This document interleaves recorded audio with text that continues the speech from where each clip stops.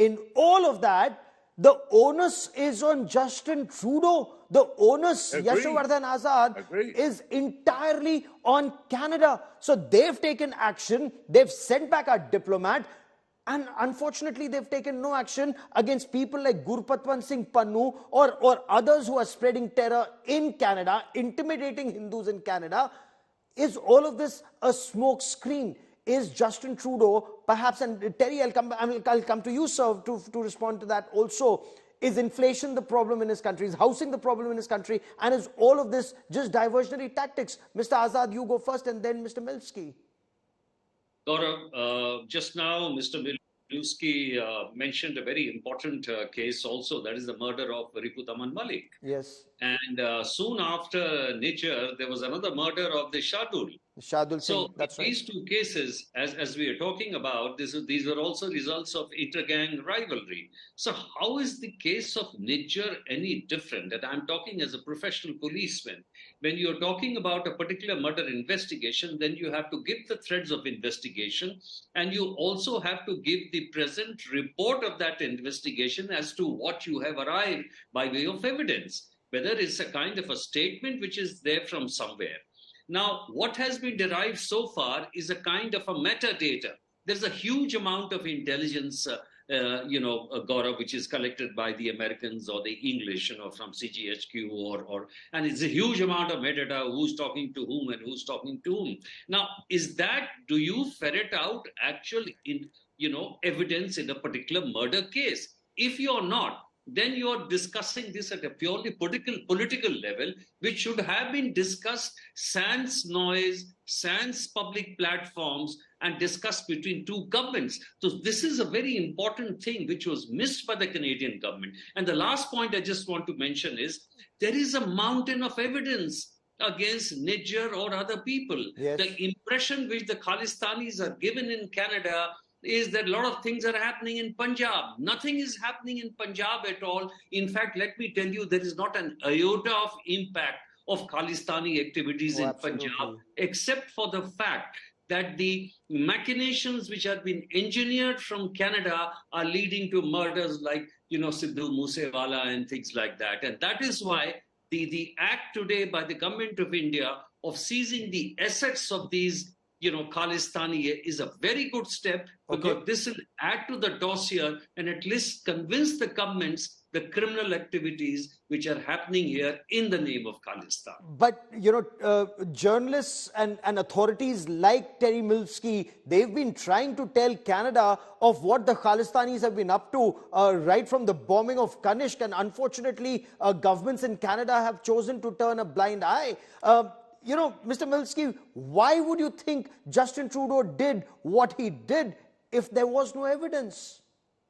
Well, firstly, I don't think he would have done what he did if there was no evidence. I can't believe that. It would be absolute madness. It would be suicidal as a political matter. If he has no evidence, and we're pretty soon going to find out whether or not he does, then he's finished in politics, and his prime ministership will be history. But as for the question, which I think is a good one, about what about, we've got lots of evidence on Pannoon and these other characters that should be in the conversation here. Absolutely. I mean, that is at the heart of the conversation, in my view, that Canada for 40 years absolutely has been tolerating, has been permissive, has been looking the other way and refusing to use their freedom of speech to denounce these activities, by which I mean not just free speech, having a nice vote in a referendum, but I mean beyond free speech into the realm of the incitement of violence and the glorification of terrorism, which has been outlawed in most other sensible countries, but not in Canada. We don't have what the British, for example, have, a prohibition making the glorification of terrorism a criminal offense. In Canada, by contrast, you can put a great big glamour photo of the Kanishka bomber on the side of the Gurdwara with ceremonial sword and ornate turban. It's a glamour shot. It's a martyr poster honoring and revering the worst mass murder in Canadian history. Well, this has got to be the subject of law. Canada has to move on all of that. Absolutely. That would indicate to the Indians, I believe, that we're looking for a better relationship and that we're prepared to recognize Indian concerns. And at the same time, the Indians need to recognize that on this side of that line of inciting violence, where it is merely freedom of speech, that the sophisticated approach on the Indian side would not be to bang the table and say, lock them up, for freedom, for freely expressing their political wishes.